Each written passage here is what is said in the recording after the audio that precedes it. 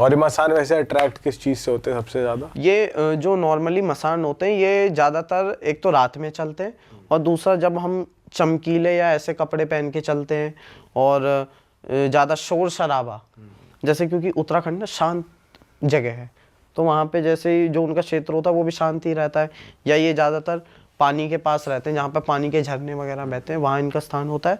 दूसरा ये होता है इनका शमशान घाट में, शमशान घाट में।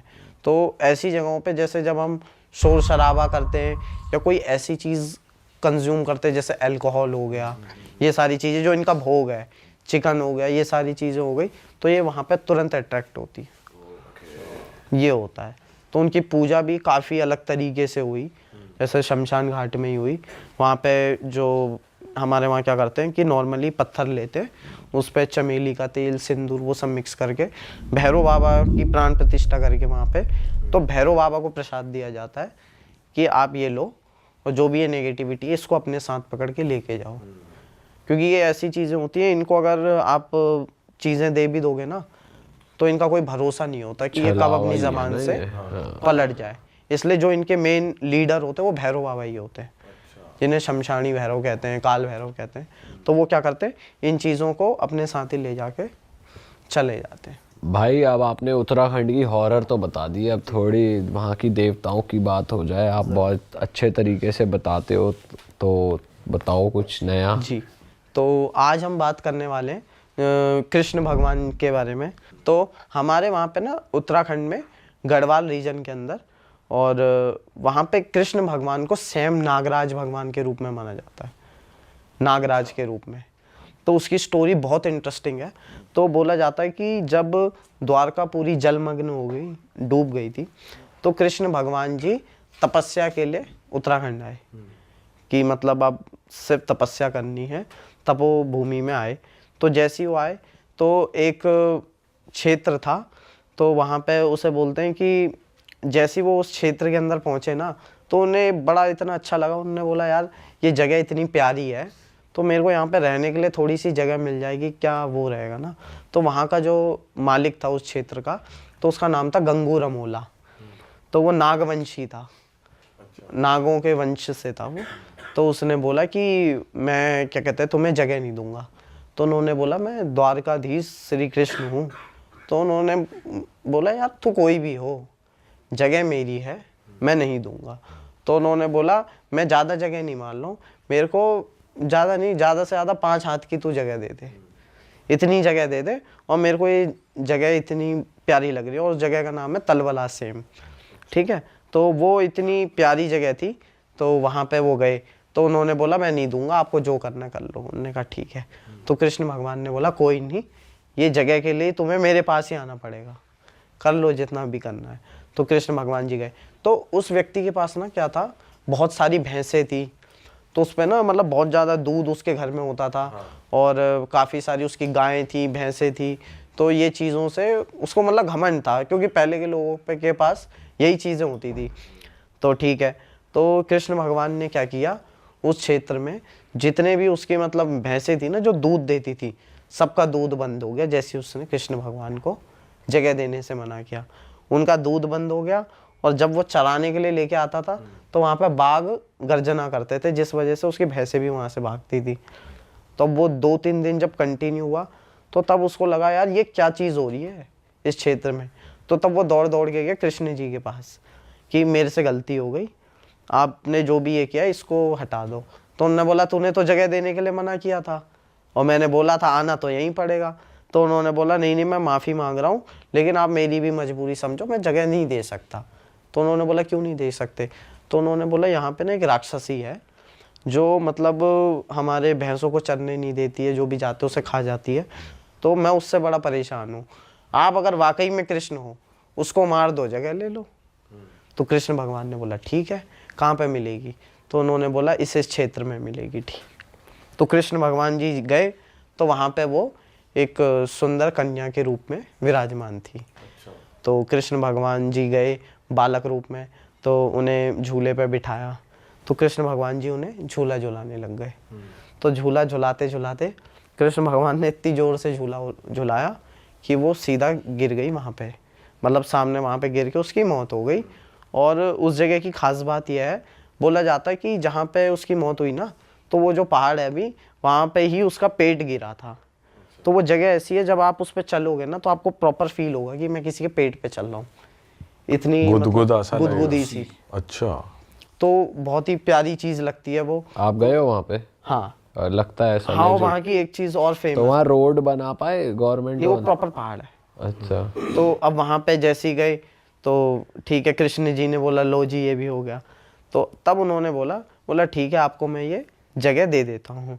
तो कृष्ण भगवान ने बोला कि मेरा यहाँ पे मंदिर बनेगा, मैं आपके कुल देवता के रूप में सैम नागराज के रूप में यहाँ पे पूजा होगी मेरी, ठीक है। तो उन्होंने जैसी मंदिर बनवाया, वो अगले दिन टूट जाता था। मतलब मंदिर का वो कंस्ट्रक्शन करते थे और वो टूट जाता था। तो इस तरीके से जब वो परेशान हो गया ना, तो फिर वो वापस आए कृष्ण जी के पास कि मैं तो ये काम करवाना चाह रहा हूँ लेकिन हो नहीं रहा है। हाँ, ये हो नहीं रहा है। तो श्री कृष्ण जी ने बोला चलो कोई नहीं, अब आप बनाओ, और फिर वहाँ पे मैं प्रॉपर नागराज भगवान के रूप में पहले स्थापित हो जाऊँगा, पूजा अर्चना होगी और सब चीज़ होगा, फिर रखवाला वहाँ पे मैं ही हूँ। तो बोला जाता है जहाँ पे भगवान श्री कृष्ण ने वहाँ बैठ के तपस्या करी थी ना, उस पत्थर का साइज काफ़ी बड़ा है, मतलब मैं बता भी नहीं सकता, ऐसे बहुत बड़ा साइज है। और वो इतना भारी पत्थर है कि आप पूरी जान लगा दोगे, आप नहीं हिला पाओगे उसको। लेकिन उसमें सबसे अच्छी बात यह है कि श्री कृष्ण का वरदान है उसको, अगर आप उसे इस छोटी उंगली से कृष्ण जी का नाम ले हिलाओगे तो हिल जाएगी। क्या बात कर रहे हो जी, करा आपने? और वीडियो है प्रॉपर, यूट्यूब पे डली हुई है। करा तुमने किया? हाँ, हिला पत्थर? अच्छा। क्योंकि ये छोटी उंगली से अगर आप कृष्ण जी का नाम लेके करोगे तो प्रॉपर हिलता है। और वैसे बहुत भारी है। पूरा आप हाथ लगा लो, जितने मर्जी दम लगा लो, हिलेगा नहीं। तो ये वहाँ पे उनका चमत्कार है। और बोला जाता है भगवान को दूध बहुत प्यारा है, तो कृष्ण भगवान जी जब भी वहाँ के लोगों में प्रकट होते हैं तो दूध का सेवन करते हैं, तो दूध उन्हें बहुत पसंद है। तो हमारे वहाँ पे कृष्ण भगवान जी का ऐसा बोला जाता है कि बहुत ही ज़्यादा उनका वो रहा, रोल रहा उत्तराखंड में, क्योंकि जब भी वो आए तो नर नारायण पर्वत के रूप में बद्री विशाल में वहाँ पे स्थापित हो गए। इसलिए उत्तराखंड को देवभूमि बोला जाता है, क्योंकि जितने भी मतलब देवी देवता हुए सारे यहाँ पे आए ही आए हैं और यहाँ पे जागृत स्वरूप में है। तो इसलिए आज भी वो इस बात का सबूत है कि उतना बड़ा पत्थर जो किसी से नहीं हिल सकता, और वो छोटी सी उंगली से हिलेगा। आप अभी कहोगे तो थोड़ी देर में मैं आपको वीडियो दिखाऊंगा प्रॉपर। भाई तो बहुत इंटरेस्टिंग ये बात तो है। अलग ही चीज है यार।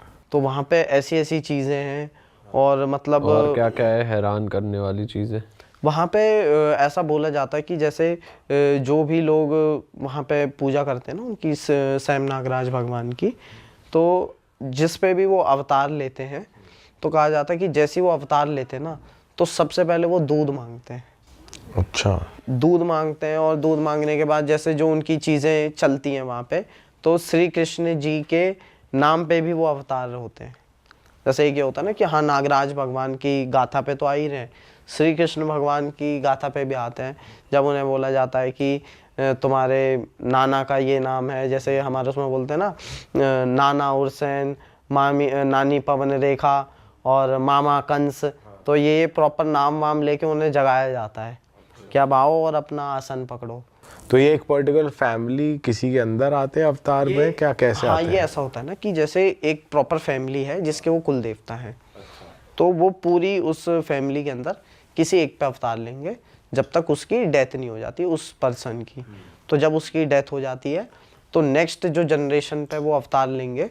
तो जब वो अवतार लेते हैं तो उसका प्रोसेस ये होता है कि जब किसी भी नए बच्चे पे या किसी नए शरीर पे वो अवतार लेते हैं तो बॉडी में सिर्फ वाइब्रेशन होती है, मतलब बॉडी खाली हिलती है, वो कुछ रिस्पॉन्स नहीं देता। जैसे एक होता है ना कि आए शरीर में और बता दिया कि तुम इस काम के लिए आए हो, ये ऐसा कुछ नहीं होगा। अच्छा, सिर्फ बॉडी हिलती है। तो क्या होता है कि जब बॉडी हिलती है तो जो उनके वहाँ पे उन शक्तियों के गुरु होते हैं ना, जो उनके पीढ़ी दर पीढ़ी से उनके घर में पूजा करते हुए आते हैं, तो वो क्या करते हैं, तब बोला जाता है जैसे ये हमारा थ्रॉट चक्र होता है ना, विशुद्धि चक्र बोलते हैं जिसे, तो इसी से ही देवता बोलता है। तो इसको शुद्ध करने के लिए बोला जाता है यहाँ पे जाल लगा होता है जब देवता आता है ना, क्योंकि नॉर्मल किसी पर्सन में इतना तो वो है नहीं कि वो देवता बोले उसके। तो जब वो गुरु प्रॉपर पद्धति से उस जाल को काटता है तब जाके वो शक्ति अपना नाम बोल पाती है कि मैं ये हूँ, स्कूल से चला हुआ हूँ, इतनी पीढ़ी पहले आया था, तब जाके वो शक्ति सामर्थ्यवान होती है किसी का फ्यूचर, पास्ट, प्रेजेंट सब कुछ बताने के लिए। तो ये भी देखा है आपने प्रॉपर अपने सामने होते हुए? हाँ, ये होते हुए देखा है, क्योंकि उत्तराखंड में जैसे किसी पे नया अवतार होता है ना, तो वो इसी प्रोसेस से होता है, चाहे देवता कोई सा भी हो। क्योंकि एक होता है ना कि जैसे आपका कोई पूर्वज था जिस पे आते थे, अब वो रहा नहीं, तो जब नई बॉडी पे आएगा तो ऐसे तो आप भी जैसे बोलना तो नहीं चाहिए, सपोज कोई एक्टिंग कर दे कि हाँ भाई मैं ये हूँ, ऐसे ऐसे हूँ, तो हमें पता कैसे चलेगा कि ये वही शक्ति है? मतलब कुछ तो प्रूफ होगा ना। और वो बस उसी शक्ति को पता होता है कि किस पीढ़ी में उसको लेके आए थे, लाने वाला कौन था, कितनी पीढ़ी पहले आया है, उसका क्या लिंक है इस परिवार से।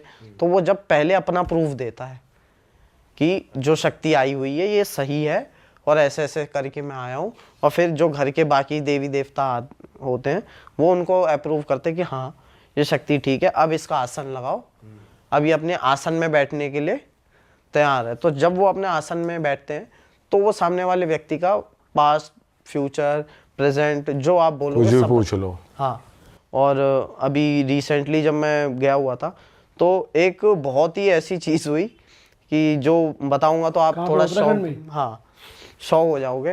अब एक हुआ क्या, मतलब उत्तराखंड में तो नहीं हुई, तो यहाँ पे जैसे आपने इस जगह का नाम सुना होगा यार, वसंत कुंज से आगे है महिपालपुर, एग्जैक्टली। तो महिपालपुर में फैमिली रहती थी, तो वो हमारे ही मतलब महिपालपुर में ही क्या हुआ था कि एक ना पंजाबी फैमिली के एक व्यक्ति थे, वो डॉक्टर थे पेशे से वो डॉक्टर थे। तो लेकिन उन्होंने ना गुप्त में, जैसे एक होता है ना कि किसी व्यक्ति का पता नहीं होता कि ये मतलब अपनी प्रेजेंट लाइफ में या प्राइवेट लाइफ में क्या कर रहा है, साधना कर रहा है या किस प्रकार का वो, तो वो व्यक्ति साधना करता था। तो वो जब साधना जैसी चीज़ों में एंगेज था तो उसने माँ काली की साधना करी हुई थी। तो वो क्या हुआ, घर में आता है बैठता है। तो बैठने के बाद क्या हुआ कि वो इधर उधर ना मतलब नज़रें दौड़ाने लग गया। महिपालपुर का था वो व्यक्ति, तो वो इधर उधर नज़रें दौड़ाने लग गया कि जैसे उसे कुछ दिख रहा हो।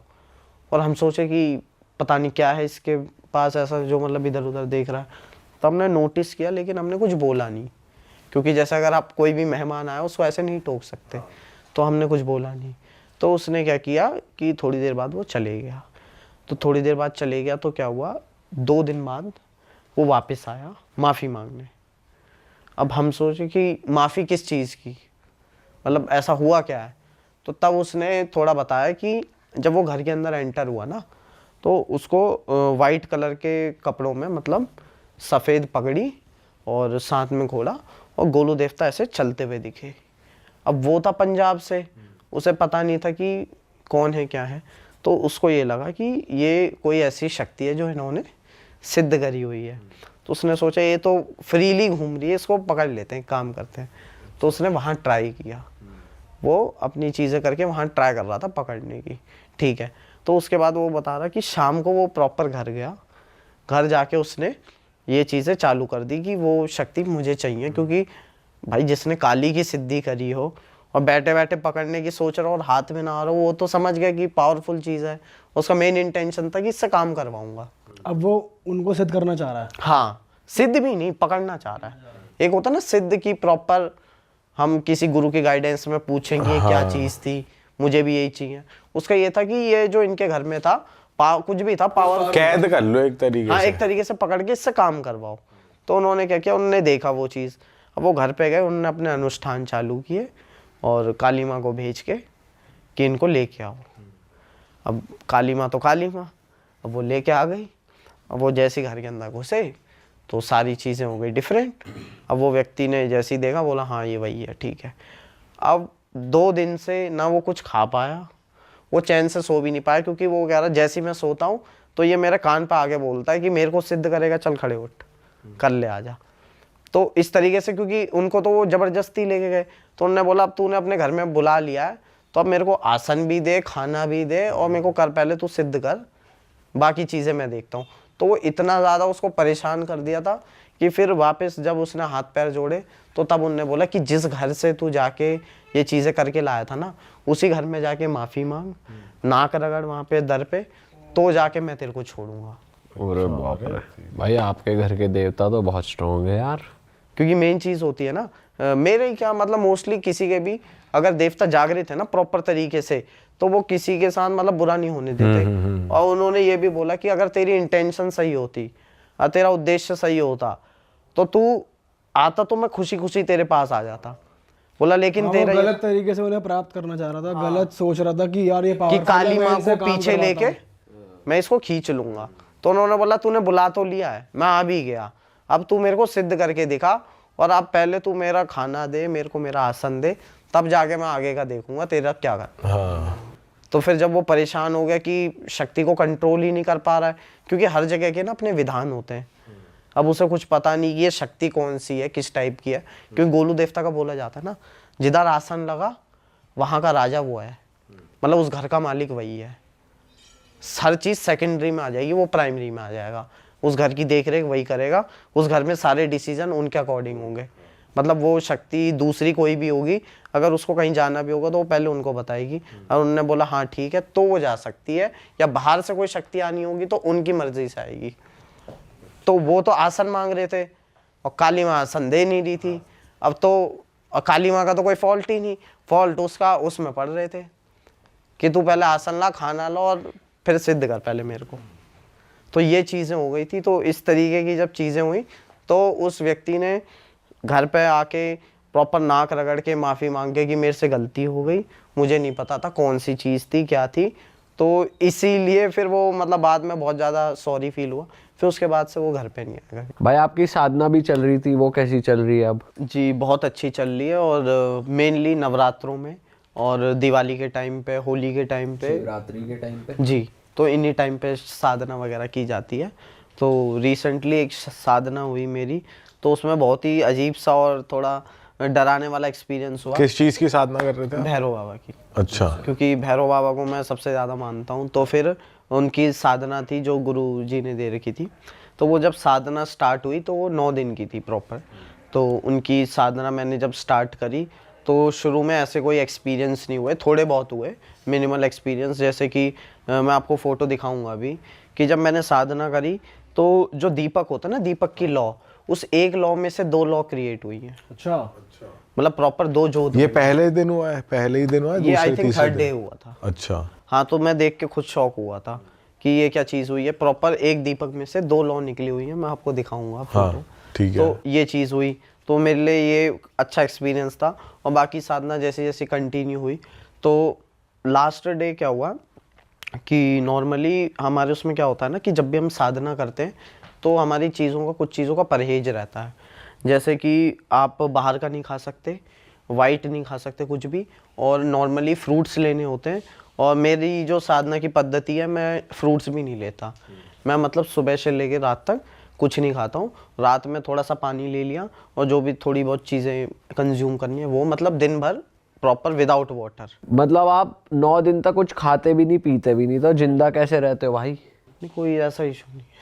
नहीं बॉडी दिन में तक कुछ ना खाना भाई, ये तो एक अलग ही चीज हो गई। वैसे फ्रूट्स खा सकते हो आप अगर चाहें तो खा सकते हैं, बट मेरा ये रहता है ना कि खुद से जितनी चीज़ें कंट्रोल की जाए। क्योंकि शक्तियों का क्या है ना, आप ये कह लो अटेंशन कह लो, या फिर आप ये कह लो कि उनकी दृष्टि आप पे पड़े, इसलिए ज़्यादा से ज़्यादा त्याग करना पड़ता है। तो मैं नॉर्मली अपने डेली वर्क भी करता हूँ, जितने मेरे से हो पाते हैं वो सारी चीज़ें करके अपनी जो भी माला वाला होती है वो भाई ये प्रॉपर। 9 दिन तक तुमने करी थी साधना पूरी। हाँ। अब 9 दिन के बाद ऐसा होता है कि आपने सिद्ध कर लिए भैरव बाबा को, ऐसा कंप्लीट हो गया? नहीं, इसमें ये होता है ना कि भैरव बाबा तो खैर बहुत बड़ी शक्ति है, वो सिद्ध तो नहीं कहूँगा, बट एक होता है कि कृपा मिल जाती है। कृपा का आप ये कह लीजिए कि वो शक्ति फिर आपके साथ है, कि जैसा अगर कोई भी ऐसा व्यक्ति है जिसको चीज़ें दिखती हैं तो उसको पता चल जाएगा कि हाँ इसके पीछे भैरव बाबा खड़े हैं। हाँ और तो कोई टाइमिंग्स भी होती है जब आप करते हो? हाँ, जैसे ये चीज़ें रात की होती हैं, जैसे जो काली माँ हो गई, भैरव बाबा हो गए, जितनी भी ऐसी शक्तियाँ सबकी साधना रात में ही होती है, दिन में नहीं होती। तो कुछ उसके साधना के बाद कुछ एक्सपीरियंस किया और फिर तुमने भैरव बाबा को याद किया, कुछ ऐसा हुआ कुछ? हाँ बिल्कुल हुआ है। जैसे कि इसमें हुआ क्या मेरे साथ कि जब मेरी 7-8 दिन की साधना प्रॉपर कंप्लीट हो गई थी, तो नॉर्मली कुछ ऐसा एक्सपीरियंस मेरे को, जो जोत वाला मैंने आपको बताया, ये हुआ मेरे साथ। और दूसरा मेरे साथ ये हुआ कि जब भी मैं साधना करने के लिए बैठता था, बहुत ज़ोर की उबासी आना। मतलब एक होता है ना कि थोड़ी देर पहले तक मैं फ्रेश फील कर रहा हूँ, लेकिन जैसे ही मैंने आसन में बैठा, एक माला करी, उतने में जोर जोर से मतलब आंसू गिरना और बहुत ज़्यादा नींद आना कि मतलब बैठे बैठे अब नींद आ जाएगी, ये चीज़ हुई। तो ये मेरे को इतना वो लग रहा था क्योंकि माला मेरे को कंप्लीट करनी होती है एक दिन की जितनी बताई गई है, और उस टाइम ऐसी पे नींद रुकावटें तो आती है हाँ। होंगी कि भाई नींद आ गई और कंसंट्रेशन नहीं लग पा बैठे रहा। बैठे ना मतलब ऐसा होता है कि आंख लग जाती है, माला गिर जाती है, कभी कभार पता ही नहीं चलता कितनी माला करी थी। हाँ। तो उसके लिए हम क्या करते हैं कि एक कटोरी में जैसे जो भी गेहूं तो नहीं कह सकता, आपने चने का साइज देखा होगा, तो जैसे मेरे को पता है कि आज मेरे को एक दिन में 100 माला करनी है, तो पहले ही दिन में 100 चने के दाने एक प्लेट में रख लूँगा और उसको सामने रख दूंगा और अपना मंत्र मन मन में चलता रहेगा।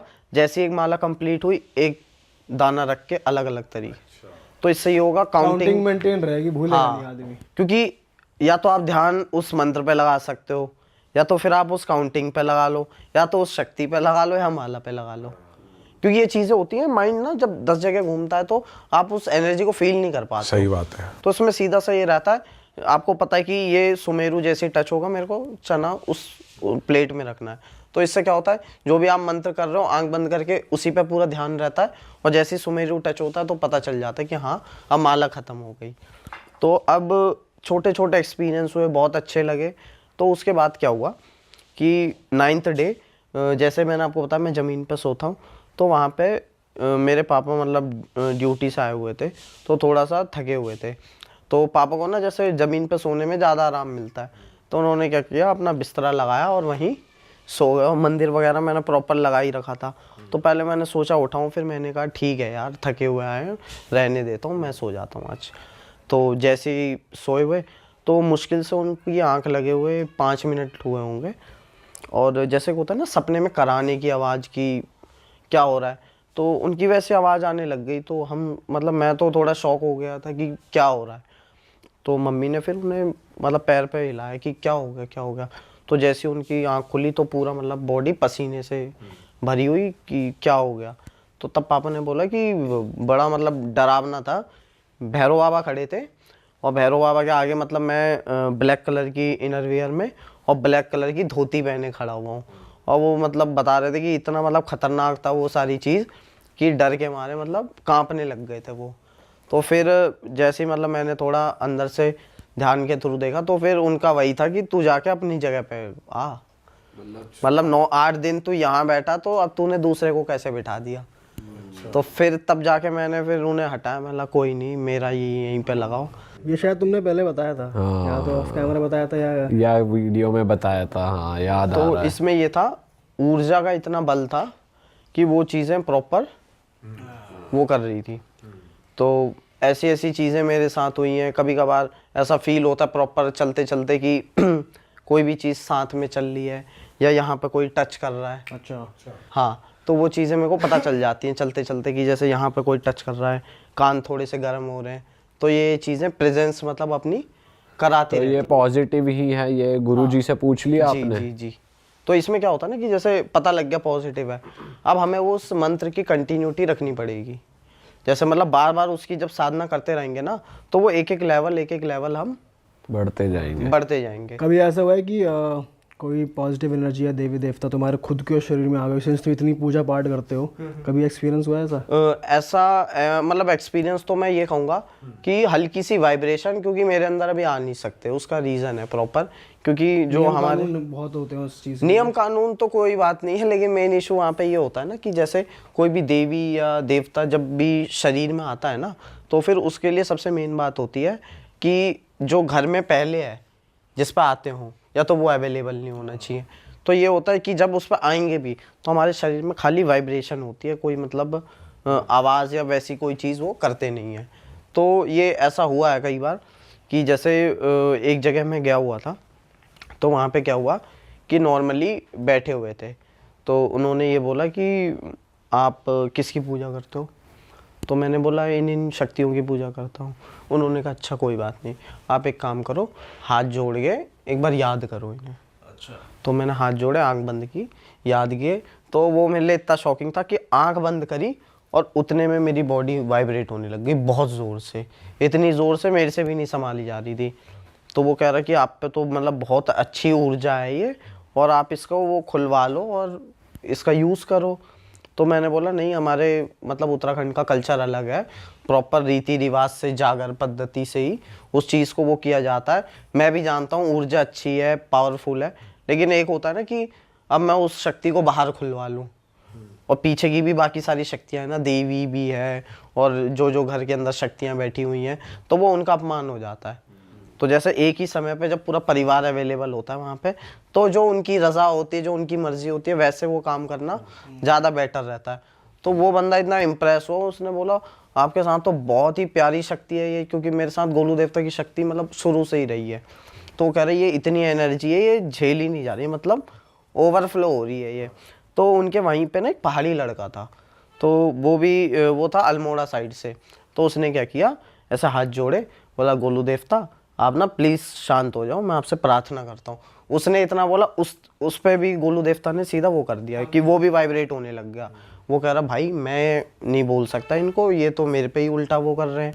तो उन्होंने बोला आप एक काम करो, पानी वानी पियो, चलो फिरो, बातें करो, ये इसको शांत करके लाओ। 15 से 20 मिनट मेरी बॉडी वाइब्रेट ही होती गई, मैं परेशान हो गया कि ये क्या हो रहा है।